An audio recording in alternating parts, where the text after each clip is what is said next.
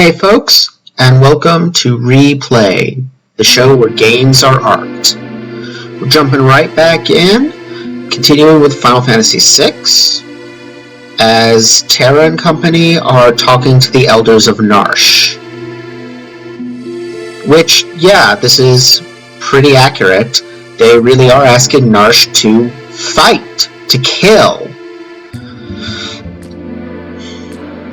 I wonder what he means by you. I have to assume he means Terra.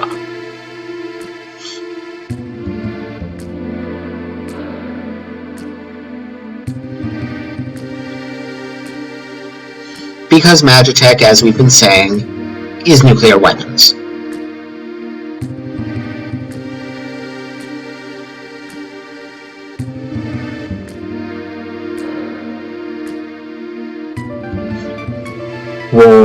War never changes. Ah, here comes Sabin's group in to join the others.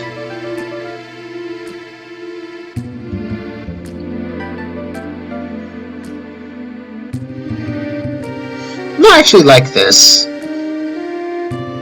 first meeting between Cian and the others. Gao, whatever, but I like Cian's entry into the group. I like the revelation of what happened to Doma. Poor Cian. And I like that, effectively, this is what convinces Narshe to help. You know, they're still resisting the idea, but it's opened them up to it. And now Locke comes in with the final piece of evidence. That the Empire is already on their way, because the Empire cannot abide anywhere remaining independent. There is no neutrality in the face of Imperial expansion. And I love this. This is one of my favorite moments in the whole game. That Cian just will not have Celes. And this revelation that Celes is guilty of war crimes too. You know, she's, for all that her introduction claimed that she's pure as the driven snow, she's not. She's turned her back on all of that, but she's done terrible things. And we'll be seeing in a little while what exactly happened to Locke, what that is that Edgar is referring to. And Terra as well has done terrible things. You know, that's another point of reference between Terra and Celes. Another similarity between them is that they've both done terrible things in the past and are now trying to escape that.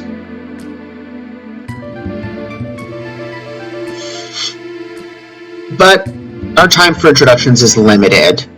One of the fastest ways to create cohesion between a group of people is to give them some kind of a threat, some menace. And here comes ours. Kefka, of course, is happy to commit war crimes. He's totally happy to slaughter anyone. I mean, look at that. He responded to their neutral with destroy all who oppose us. He's clearly a believer that if you're not with him, you're against him. Which, what that belief does is forces everyone who's not with you to be against you, because you're going to attack them.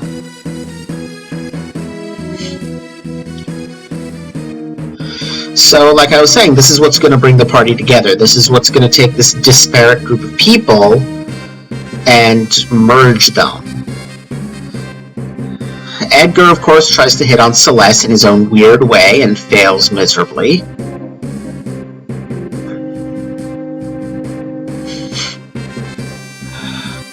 And Celes reveals to Terra that she also has magic.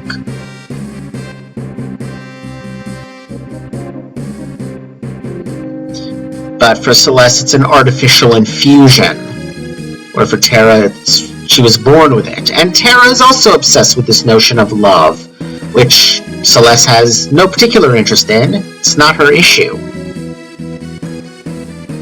And again, Cyan does not trust Celeste. He's right not to, honestly. Although we know that she can be trusted, he doesn't. He has every reason in the world not to trust her. Alright, so gonna have to figure out everyone's equipment and what parties I want to put all these people into, and the whole relic situation. Yeah, that seems like a good combo for Terra. The annoying part, yeah, is that if I want the other earrings, I have to swap her back and forth. It'd be nice if there was someone here who could just de-equip everyone. But that's not going to happen.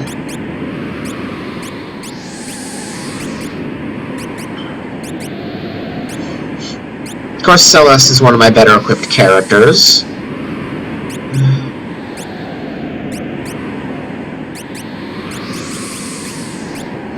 But yeah, let's max out Terra's magical power and then start equipping some other people.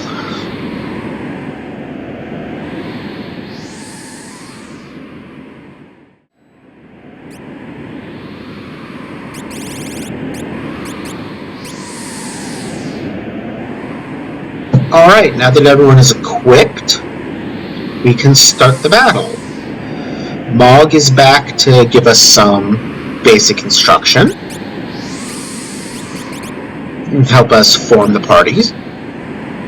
Actually, you know what? I think I misremembered. I don't think he does give us any instruction, because we've done this before, way back at the beginning of the game, with the Army of Moogles. So, I'm actually going to go with lightly modified version of, well, yeah. I want to put Terra with a powerful physical attacker. Edgar and Sabin go well together because of Edgar's tools. And Celeste and Locke go together because Celeste and Locke. And then may as well throw Gao in because that party's a little lacking on physical power, and he has the stray cat. So here we go. And remember, at this point in the game, Kefka, we don't know that Kefka is going to become one of the great Final Fantasy big bads. We just know that he's the kind of goofy Imperial minion. So, having a boss fight with him here makes total sense. Now we've got the whole party together. Now let's quickly make sure somebody here has sprint shoes. I deliberately didn't equip those before choosing parties because I wasn't sure who the parties would be. Not that it appears to matter, because it doesn't look like I'm being very sprinty anyway. I'm still going to do it out of habit. Sabin can't take them because Sabin has the Black Belt Genji Glove combo that I like so much for this point in the game.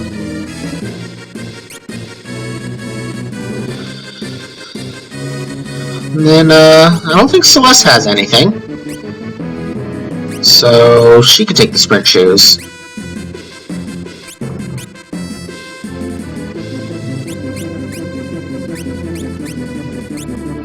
And covering other people makes some sense if she's in the back row.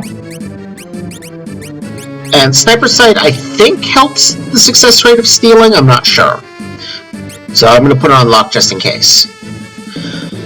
And now we do the standard multi-party battle. Our goal here is protecting Bannon. If he dies, we lose. I don't believe I've ever had that problem.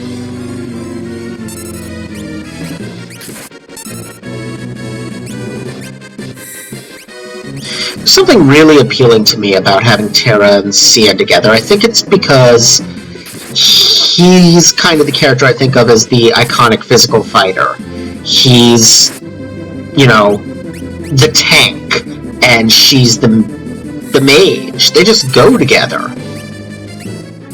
Unfortunately, these enemies hit hard enough that Terra's going to be pretty well stuck on cure duty.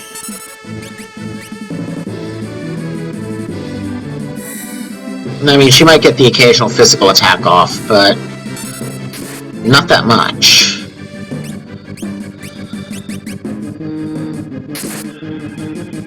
And as you can see, it's not really all that effective when she does. But okay, we took that group down, just a little bit of magic expenditure.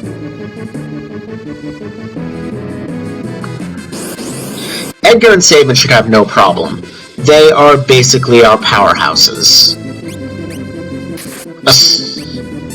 You know, Auto Crossbow and Bioblaster are very powerful attacks at this stage of the game, and Sabin has some really potent single-target moves, so between them, yeah, Edgar just one-shot everybody. So, no worries about that party. I think the weak link here is actually going to turn out to be Terra and Cyan. I have a lot of trouble with his name. I've been saying it wrong for most of my life, and it's really hard to remember to say it correctly.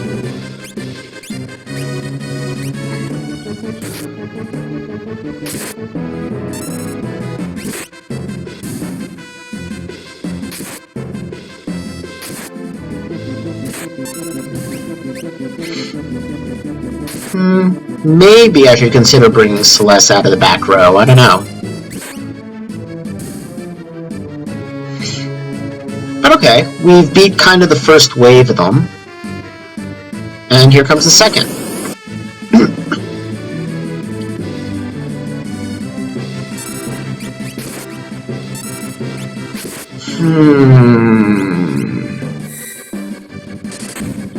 It is getting a little tiresome to fight them individually. I don't know, the amount of MP I'm spending on Cure? Should I just have Terra start casting fire spells? For some reason that feels like a waste of MP, but okay.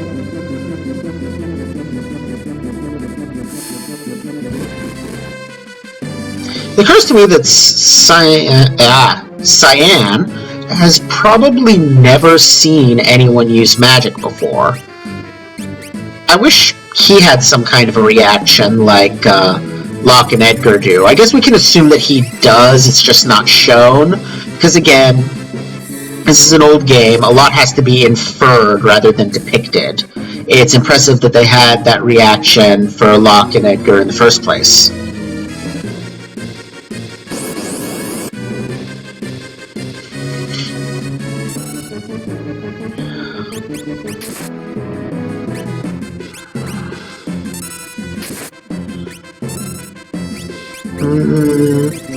Yeah, Stray Cat's working for me here. I'm gonna stick with it.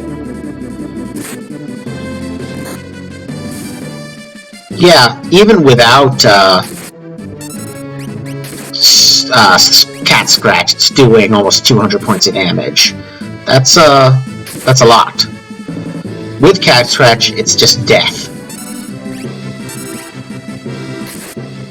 I'm thinking this will probably be the party that goes up against Kefka, because Runic might be useful there. Plus, you know, symbolism. If Celeste is going to turn against the Empire, she should go all out. Whereas this party, the one downside is, you know, in the time it takes... counterattack. In the time it takes them to actually ready their attacks, the enemy can beat them down pretty hard, and they have no capacity to heal except with items. Fortunately, I still have a goodly supply of items left over from Sabin's plotline.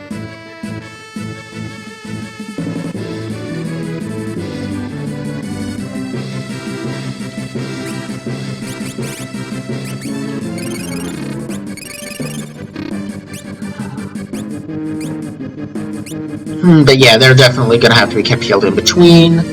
And here comes the third wave, the brown shirts.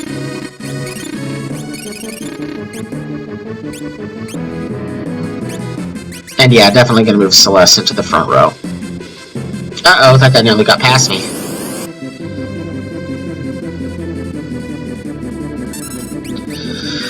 Yeah, let's fry that guy in the back. Let's focus on that for a minute. I guess we did see Magitech with Kefka. It makes sense that they bring it for a mission this important.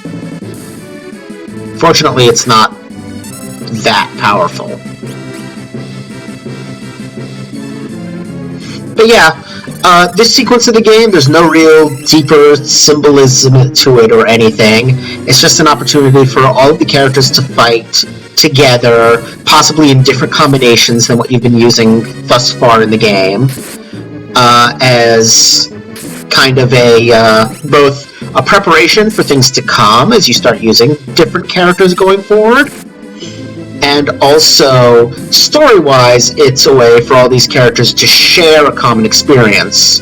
You know, Cyan is learning he can trust Celeste into the fact that they fight together here. You know, after this sequence, I don't recall any point at which he questions her loyalty again.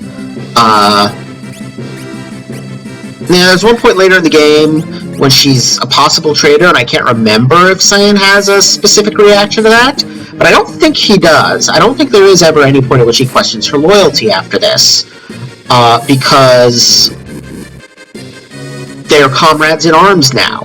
And that's true for everyone, you know. They have now all fought the Empire together. They have, for a very important goal, you know, getting a hold of this Esper is very important to the Empire. If one of them were a traitor, you would think that the treachery would happen here. The fact that it doesn't tells them all that they can trust each other. And so, going forward, they do.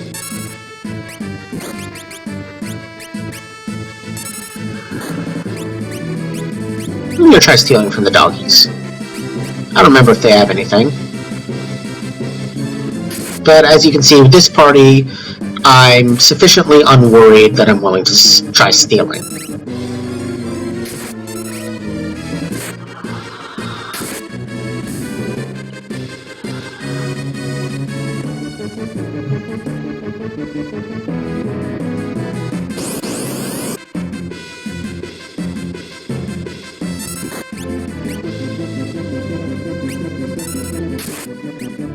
I think it is interesting and important that we are massively outnumbered here and have to take advantage of the territory to keep from being completely overwhelmed. That's kind of a traditional thing when you're dealing with evil empires. In general, they do outnumber you because that's key to their success. But numbers aren't everything. Clever use of the environment, which is basically what we're doing here, and individual prowess and skill can make a difference, especially... Ooh, Locke's pretty badly hurt. Especially in an RPG where, you know, characters might... Oh crap, can I get to them in time? No. Great. Okay, well hopefully I'll have time to kill Locke at the beginning of their battle. Anyway, like I was saying, you know, in an RPG, typically, individuals can wield fantastic amounts of power and have utterly ridiculous kill counts. And that's kind of fitting for a narrative about fighting an evil empire, because evil empire, you know, empire is all about building armies. It's all about, you know, taking away individuals, turning them into parts of a machine. And these characters are powerful enough to resist that. And that's important because, oh, thank goodness, I forgot Celeste had the True Knight. Oh, that saved me. Hurt Celeste a lot, but it definitely saved Locke's life. And actually, that's kind of cool story-wise, you know? Here's Celeste throwing herself in harm's way to protect the guy that rescued her, and then he uses a potion on her, and everything's cool. I like that. You know? It's a nice little coincidence of gameplay helping out story and character. But regardless, the point I was going to say is that I think one reason there's a lot of fighting against Evil Empire in RPGs, and especially in the Final Fantasy series, is that you have these immensely powerful individuals using their power, because power is the only thing that can fight power, and state power is massive numbers of relatively weak individuals. So to fight a corrupt state, you use small numbers of very powerful individuals. Because while power is the only thing that can fight power, it doesn't have to be the same kind of power.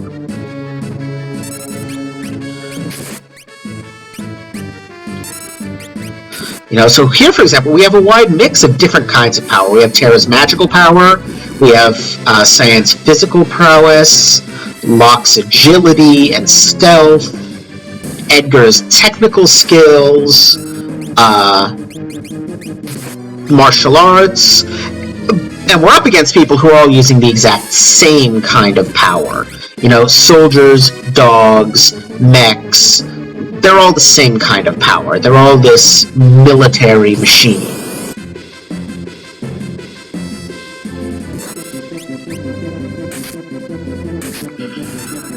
God, I don't think Edgar's even get to move.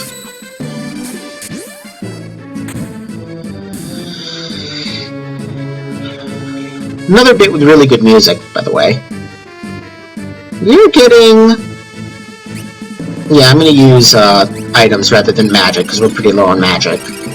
We're kind of getting close to the end of this battle here. There's not a whole lot of Imperial soldiers left. So I think it's time to change some things around.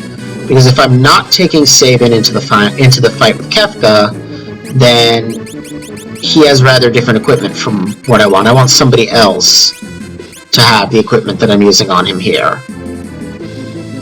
Specifically, I think if I'm going to use this party to fight Kefka... am I, though?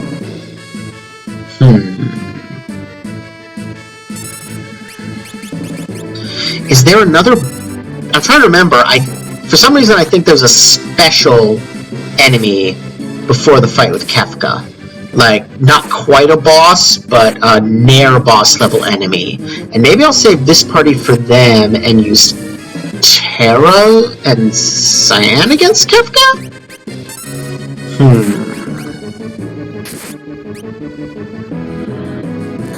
Well, I've got a couple more fights before I need to decide.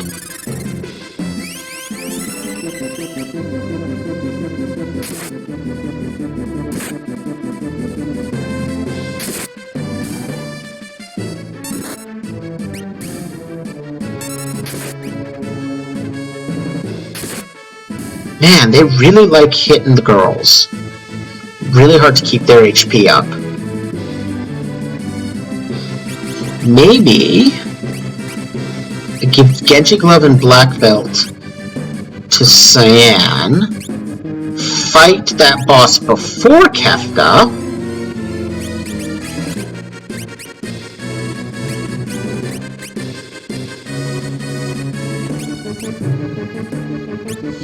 and then use Celeste and Locke and Gao to fight Kefka. That seems to make sense to me. Alright, that's what I'm going to go with, I think. This balances out the power levels a bit more, I think, too. Cyan will do more damage this way. Sabin and Edgar really didn't need that. And frankly, Celeste, Locke, and Gao don't need the help either, because Gao hits pretty hard. Alright, so let's... there's another wave of enemies first. Okay. Yeah. Well, maybe they'll hit Cyan and get beaten up. Or maybe they'll beat up Terra. Wonderful. Okay, yeah, that's much more effective. I still might switch it before the fight with Kefka, I'm not sure. See what happens.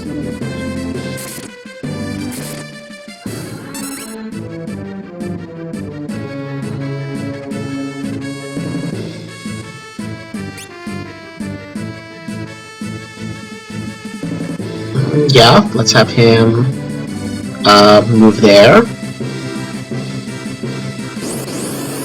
Now I think I'll have Celeste and Locke take out the other guy.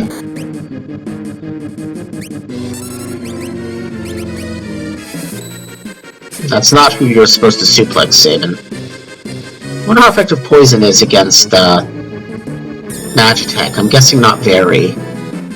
No, it's not. Ow. That's not good.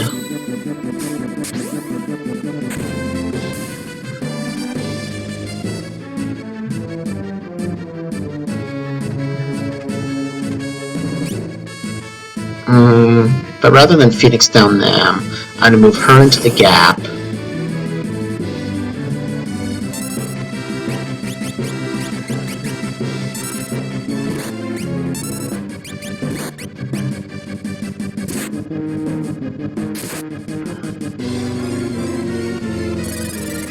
You know, this is a nicely challenging fight.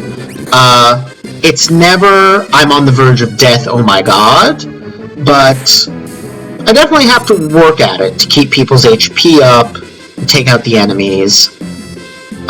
It's a decent gauntlet, but it doesn't go on too long, you know? It's not a battle of attrition, it's just, you know, there's enough guys to take down and they're powerful enough that it's a challenge. And I like that my strategies are a bit different from party to party, you know? With Edgar and Sabin, it's attack, attack, attack, attack, attack. With Terra and Cyan, Terra divides her attention between healing and attacking pretty evenly, while Cyan is all attack. With the trio, it's more attacking than Terra and Cyan. Celeste gets to attack more than Terra does, but she's still there as a healer if we need it. The healer for those two parties happens during the fights. The healing for Sabin and Edgar's party kind of happens between fights. And if I'd used a different mix of characters, the strategies would have been different then as well. You know, I like that. You know, too many RPGs, especially as we get into the latter half of the 90s, are just press the attack button a bunch of times and you're fine. Maybe occasionally you have to heal. And I like that this is a bit more complex, a bit more tactical. Okay, yeah, so there's a person running in front who I think I will... Yeah, let me give the Genji glove and the earrings to the other group. That makes sense. And then have them take on the boss, and then the first semi-boss, and then depending on how they do, I'll have them go for Kefka, or I'll have somebody else do Kefka. And yeah, Celeste back into the back row because I have a feeling she's going to be using more magic. We're all fully healed up. Cool. Let's do this thing.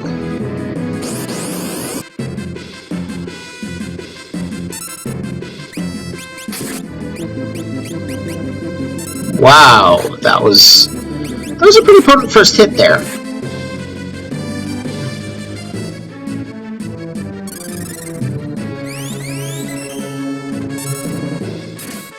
Wow!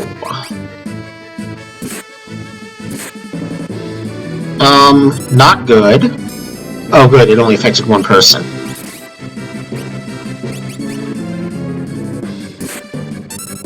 Okay, that wasn't so bad, mostly because Cat Scratch. I think if I heal up... I think this group is the one to take on Kefka. Yeah. Let's do this thing. Alright, now we're definitely in a boss fight. I'm gonna ruin it because I know Kefka's got magic. And if I recall correctly, he has pretty powerful magic. Poison, that's not too bad, but still glad I runicked it. Could be nasty as the fight goes on. Let's see if he's got anything interesting.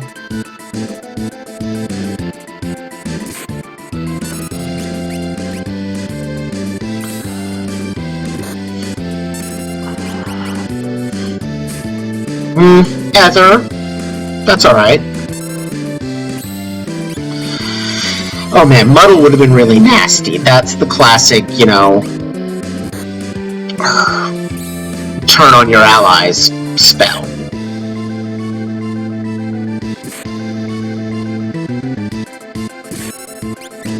Yeah, and we're already done. Because Cat Scratch. Runic helped a lot though. Can you imagine if he'd muddled Gao? We'd be screwed.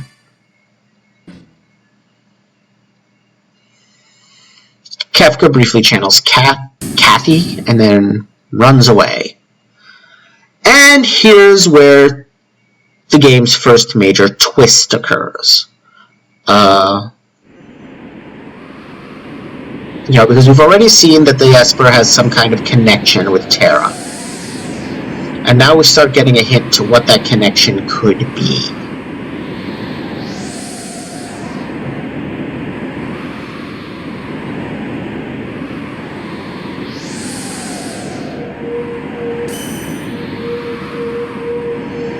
Because one of the themes running in this game, with Terra's character in specific, is the way in which she is othered.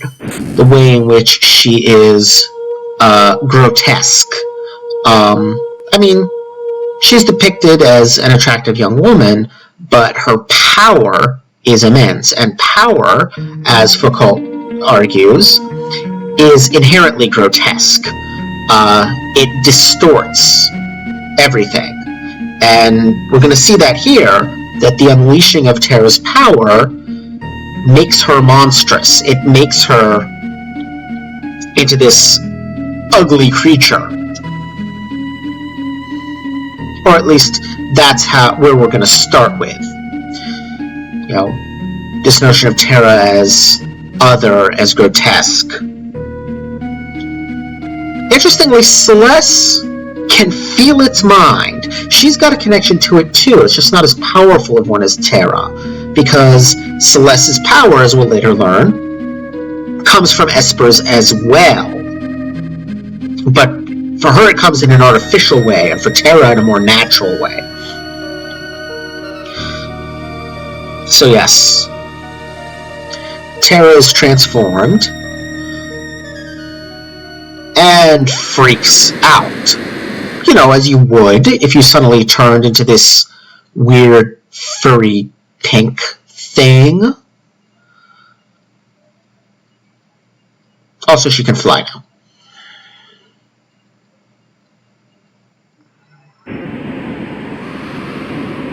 And courtesy of Mode 7, we get to see her flying away in a panic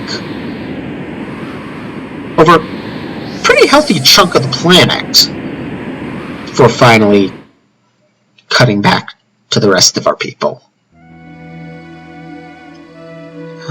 And now we have kind of a reiteration of the previous scene when Terra woke up back at the beginning of the game, but now it's Celeste waking up Locke. And what did she look like?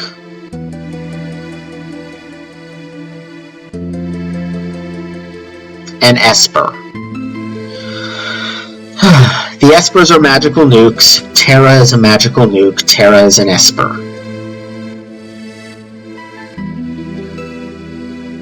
And as we'll see later in the game, that is literally true. There's not just a connection between Espers and her.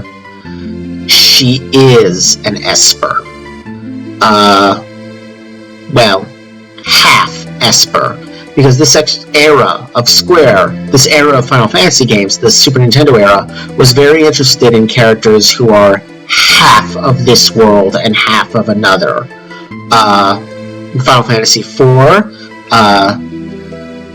Cecil, who I will always call Cecil because another character I've been mispronouncing most of my life.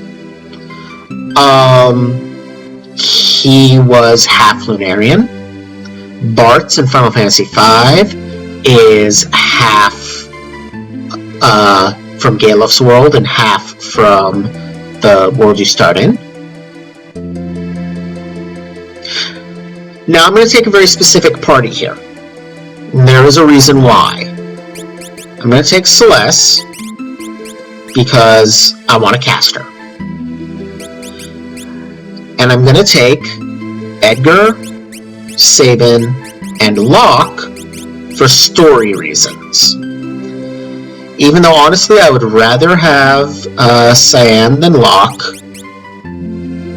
I'm going to take these guys for the story.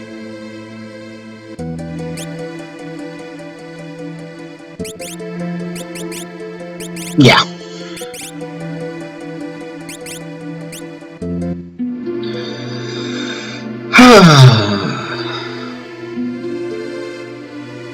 Except that now I realize... Yeah, okay. I like that you get little bits of dialogue from all of them.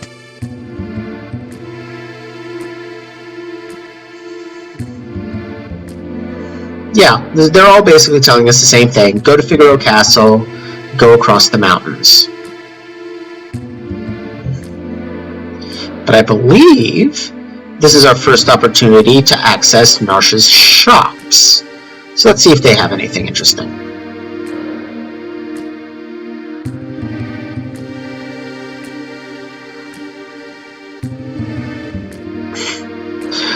Nice that he's saying that to Celeste. I also like the comic book swear here.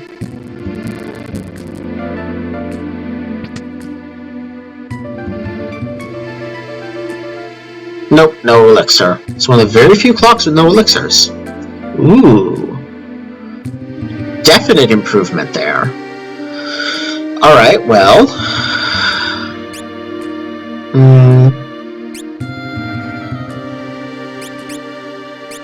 Shields look like... it? Okay. Let's move Celeste back into the front now, and let's give the Genji Glove Belt combo back to Sabin.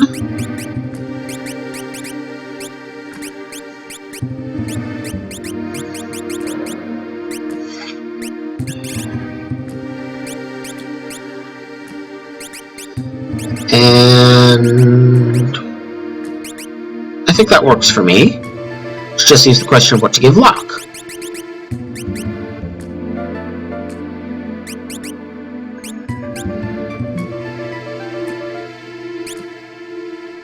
I guess? Yeah.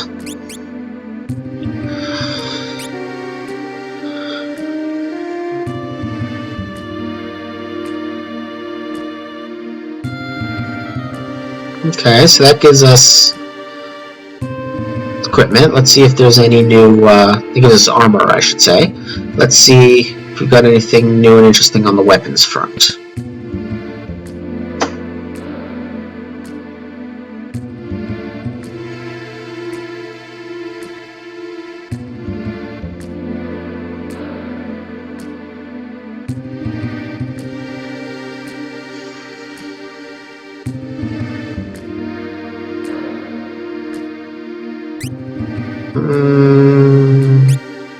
Not looking like it.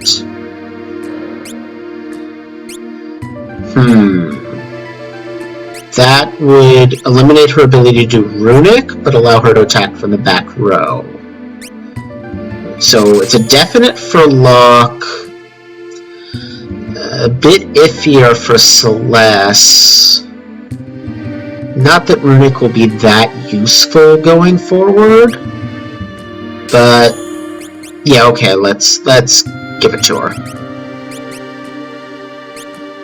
I think being able to have our healer take less damage is more important.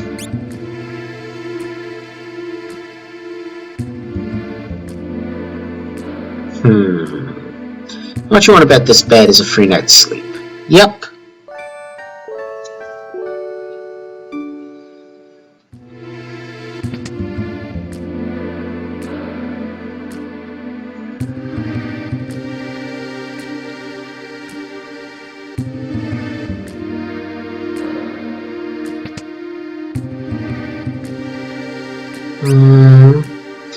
Not seeing anything particularly interesting here.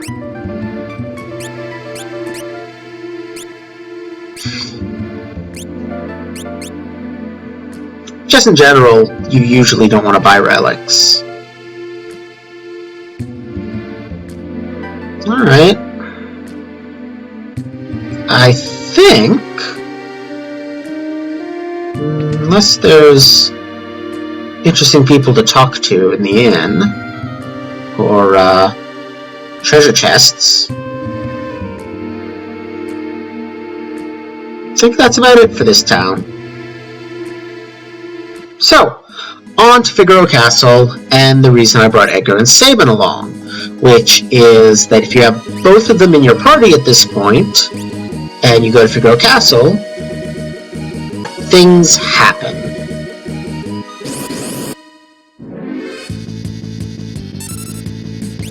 Oh man.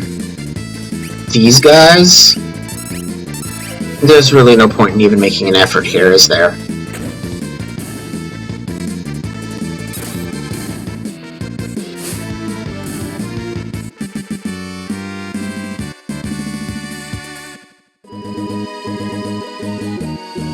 So yeah, hopefully there won't be too many more of those on the way.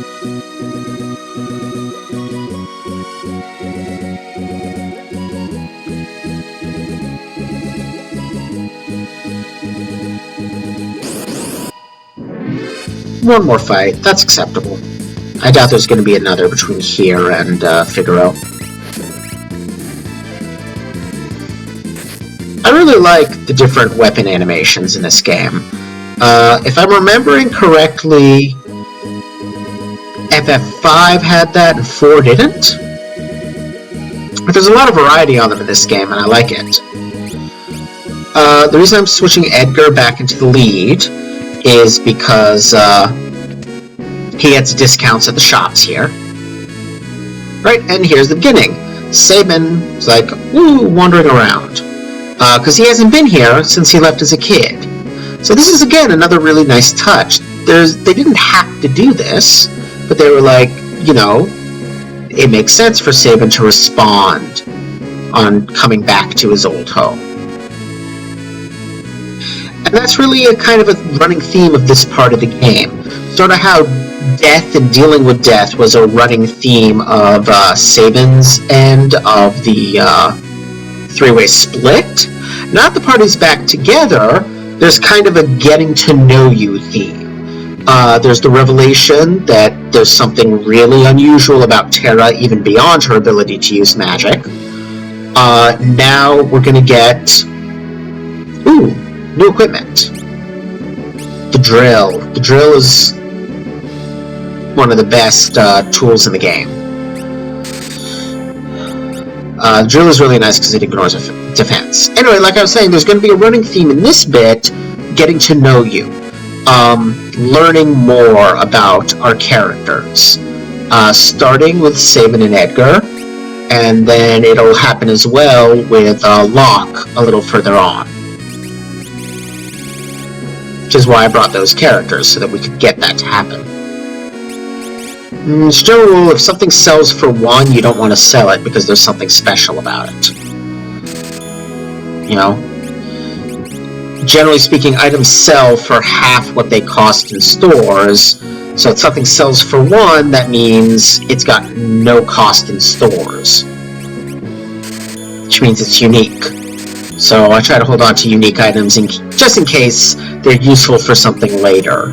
I got burned pretty badly my first time through, what's that game called? Star Ocean 2. Because the best weapon in that game is forged from a weapon you get in the first half of the game, and is useless for most of the game. You know, because you get better things. And then it turns out, oh yeah, you should have kept that, so, you know, way later in the game when you have the necessary skills, your characters can reforge it. So yeah, everything here is half price, just like at the other shop. I like that. I like both what it says about Edgar, that he insists on paying, and what it says about his people, that they give him half price.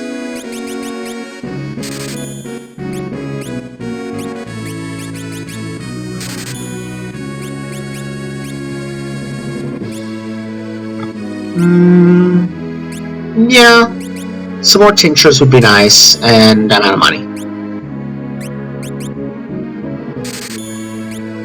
Good, good. Basically everything's at multiples of 5s, except the things that aren't. Let's see if I can make backstory happen. If I can remember where that occurs.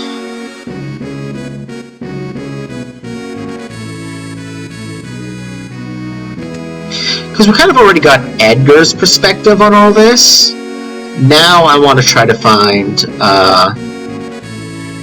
Sabin so that we can get his. You know, Sabin's version of what happened in the past, why he left, his character-forming trauma.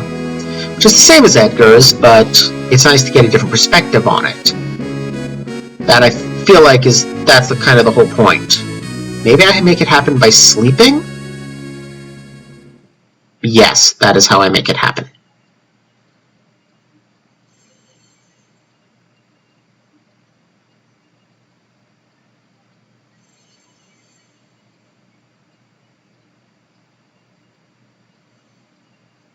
Castles tend not to.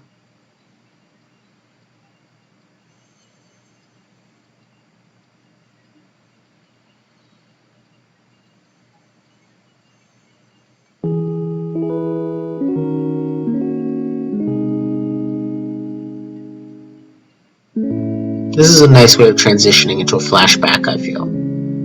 Just pan down and the past is there before Sabin is completely off the screen. All the camera motions here are wrong. You know, people are off center, people start talking before we can see them. And I like that. I like that wrongness, because it reflects both the fragmentary nature of memory and the wrongness that this happened. You know, that he lost his parent. And I like that Sabin, the big strong guy, we get to see him cry. You know, that's another bit of evidence that his big, tough, dumb guy act is an act. And this is interesting. He wanted, you know, Figaro was supposed to be divided between the brothers. And Sabin is just utterly offended by the notion that there would be any kind of succession concern before his dad's body is even cold. What he wants is revenge. What he wants is to fight the Empire for this. And politically, that just can't be done. Figaro cannot turn against the Empire. Edgar understands that. Edgar wants to accept his father's wishes.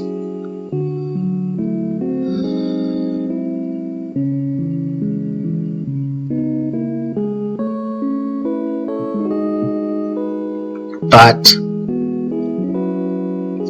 somebody has to stay. So Edgar pulls his little joke here.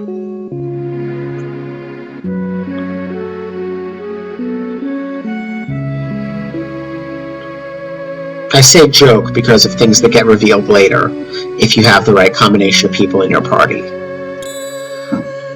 So Tails, they split the kingdom like they were supposed to, but instead it came up heads, allowing Sabin to leave. But Edgar, who is implied to have also wanted to leave, didn't take the path he wanted.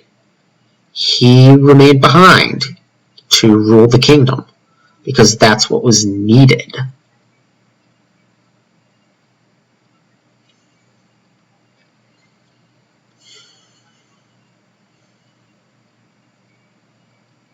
That's a very real thing. When you lose a parent young, you spend the rest of your life wondering if they'd be proud of you. Because you never really get an answer to that. You never really get to know for sure.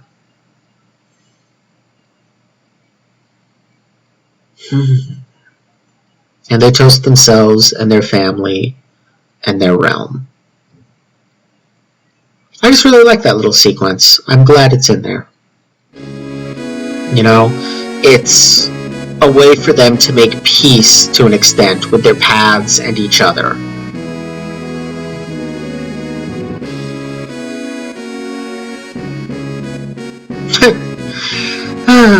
I like that she reacts to Edgar being there.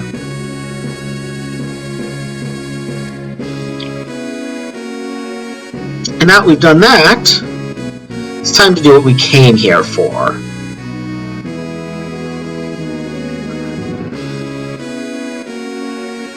Which, this is completely ridiculous.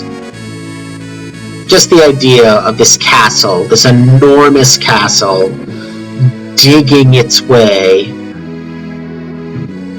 through a mountain range. It's absurd in the most glorious way. Also, the positioning of that desert makes very little sense.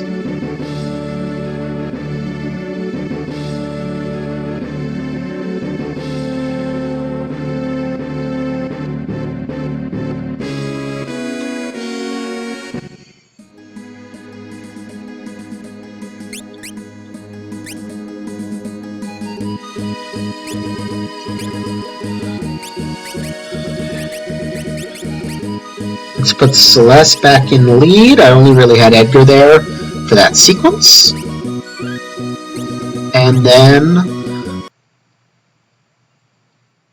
let's head on to Kohlingen. Or, oh right. One other thing I wanted to do first.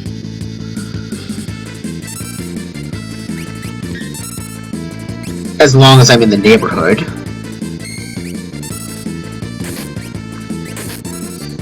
Yeah, because Runic is, you know, the whole idea of Runic is she's using her sword as a lightning rod for magic. So if you're not equipped with a sword, and it has to be the right kind of sword, but if you're not equipped with one, nope. So yeah, Drill is a fairly powerful physical attack that, and this is important, ignores defense.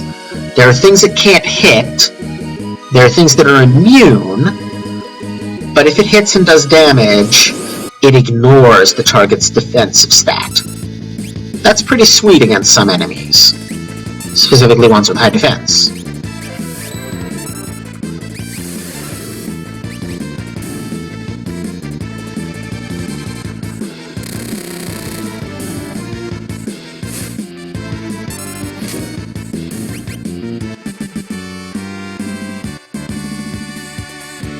Dried meat. That's a weird thing to get this far from the Veld.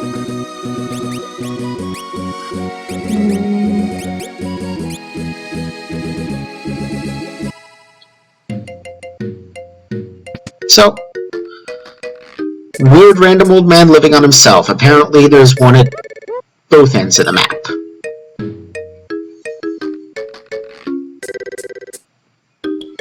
Weird old guy who just likes people fighting and wants to build a fighting arena. He wants a world at war, and he will eventually get it, along with his Colosseum.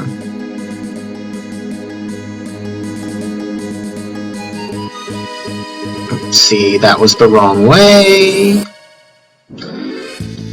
The first 6 Final Fantasy games, I don't think they show up again after that, but they keep having this weird formation that shows up in multiple places on the map in every game of the 2D Final Fantasy games, which is that thing that looks kind of like a big mouth, that the one that's just to my left. If you look down on the map, look at the red dot that's me, that thing that's shaped kind of like a dude's head or whatever. I don't know what that is. I don't know if it's some kind of artifact of whatever software they use to create the coastlines. Like, I'm assuming there's a randomized element to the maps. Or if there's not, if whoever it was that drew the maps just liked that shape. But it shows up a lot. It's just an odd thing.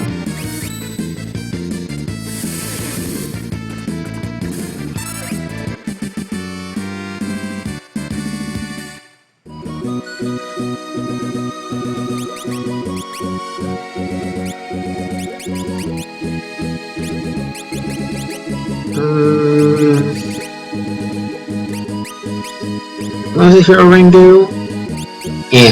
I've never been able to quite figure out what damage exactly it's raising. But I think I'm going to move that combo.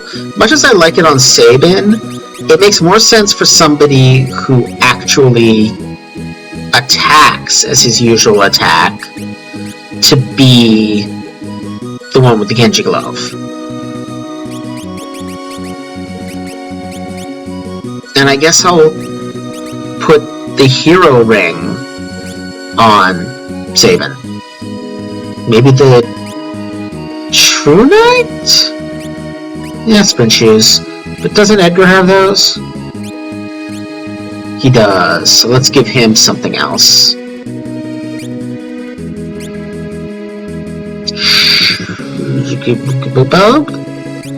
Sure, Peace Ring, okay. Anyway. To Kolingen.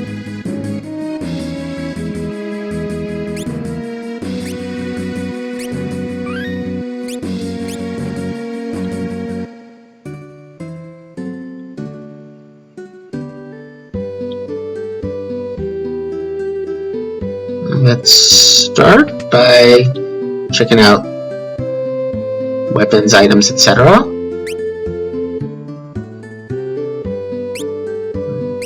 Oh good, I can get a second full moon for Locke. That means he can go back into the back row.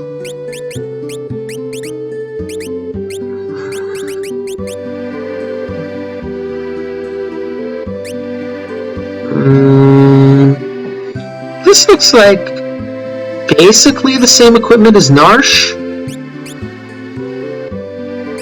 Which I guess makes sense, they're probably trading partners or whatever. Anything good to sell? Yeah, I'm probably not gonna give him back the Genji Glove for quite a while, if ever. And some armor and shields I'm not using. Okay, hopefully that money will be enough to buy if they've got any decent weapons.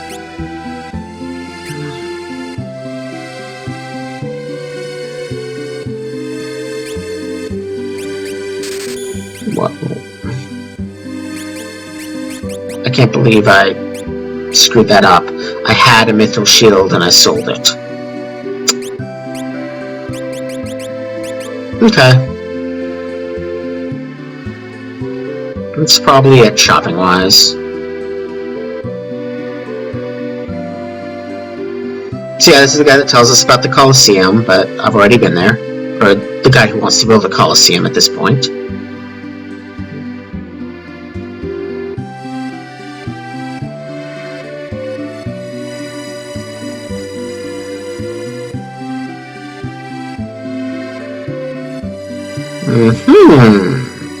Monster of Light. That's a really interesting description of Terra. One that I like quite a lot. You know, monstrous, which is to say outside of the norm, outside of the normal human, very powerful. Ooh, shadow. That's not how you spell assassin. That's still not how you spell assassin. Wow.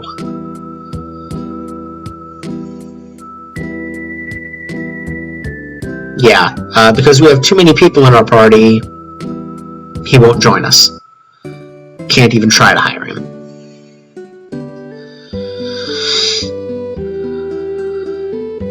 See?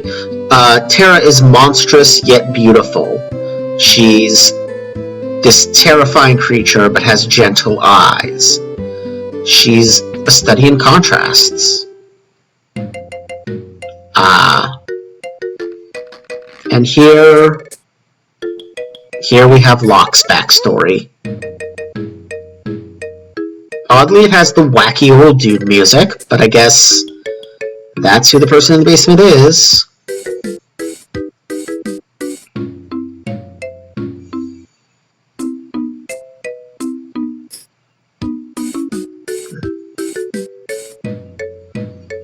Those are some pretty impressive herbs. But this is telling us a lot about Locke even without the flashback. That what he wanted was for her to be frozen forever.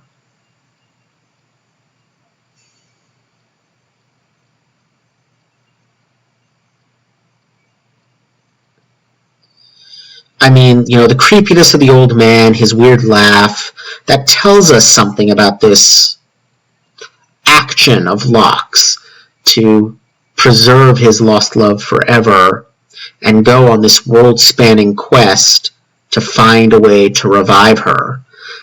That's not really a healthy thing to do.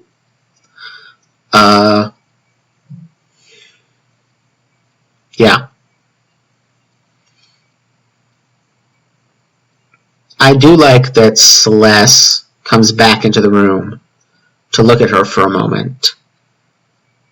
You know, I think she's feeling I think she's trying to understand Locke, to whom she does feel something already at this point, I believe. But this is a troubling thing. This is a strange thing in him.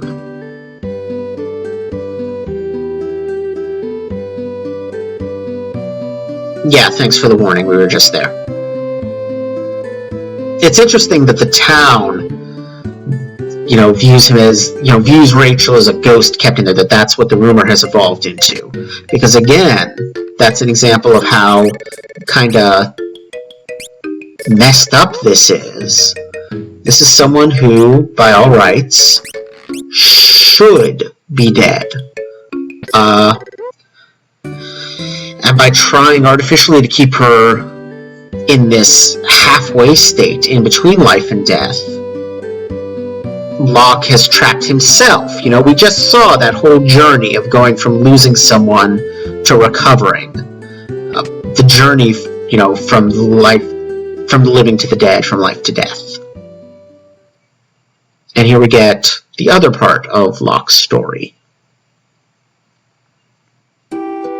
Wasn't able to save her, when she needed him. This is Locke's saving people thing.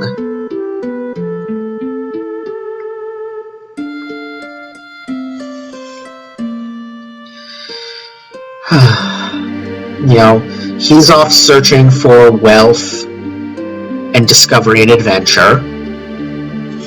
And Rachel falls. You might think, oh, okay, she hurt herself, and he feels responsible because she was with him, so he does the whole herb thing. But no, that's not what happened.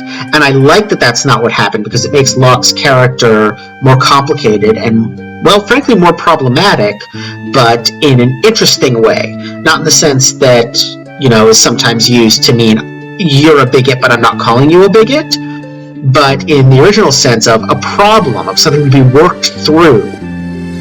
And that's really what we have here with Locke. Rachel forgot him. Rachel And yes, they loved each other. Yes, he wanted to marry her, but she doesn't want him around anymore. So he did the right thing in that circumstance. He left. You should not force your company on people who don't want it. You know, even if the reason is amnesia, you know, exactly what this other person is saying. Him being around isn't helping her. He cares about her. He should go. That's his job at this point, as someone who cares about her, is to let her go. And then he learns that she was killed in an Imperial attack. And yes, that's tragic and terrible that the last thing she uttered was his name. But he's blaming himself for having done the correct thing, for having respected her wishes and her boundaries and her needs. And he feels that that's what caused her death, that he wasn't there to protect her. And so now he goes around finding other women and quote-unquote protecting them. Terra, Celes. Celes, even, you'll notice, resembles Rachel a little bit. You know, like I said, there's this tendency of Celes to be a mirror to everyone. And physically, she does bear a slight resemblance to Rachel. The hair colors are obviously very different, but the hair is a similar shape on the sprite. So, you know, that's interesting. And I think that really kind of sums up Locke's issue. That he is seeing in everyone mirrors of Rachel, and especially in Celes, he sees a mirror of Rachel and goes after her as a mirror of Rachel. But she's not a mirror of Rachel. She's her own person, and she's capable of handling herself. And that's actually why I think the two of them work well together, is because, as we'll see much later in the game, Locke becomes the one that Celes goes after to rescue. She's able to handle herself, she's able to take care of herself, she's able to protect him just as much as he protects her. They are able to view each other as equals, as Locke grows and gets over the whole Rachel protecting people thing. And that's awesome. That's some great character growth. And it's actually character growth for both of them. So, let's heal up, save, and then I was babbling over it, but the people in that town suggested that Terra headed to the south. So we'll go after her in the next segment of the game. We'll continue on to the southwest part of the main continent. See you all next time.